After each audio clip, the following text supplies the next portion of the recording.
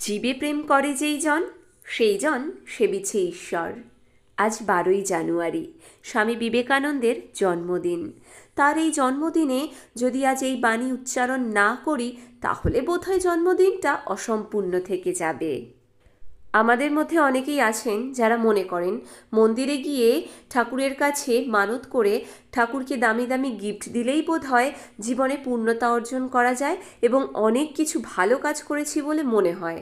কিন্তু আমার মতে ওই দামি দামি গিফট ঠাকুরকে না দিয়ে ওই টাকা দিয়ে যদি আমি পৃথিবীর কোনো জীবকে সাহায্য করি বা দুমুঠো খেতে দিই তাহলে বোধহয় ঠাকুর আরও বেশি খুশি হবেন।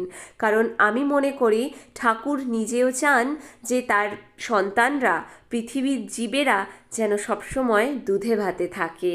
তাই স্বামীজির জন্মদিনে স্বামীজির বাণী উচ্চারণ করতে করতে সবার কাছে এই আর্জি রাখলাম।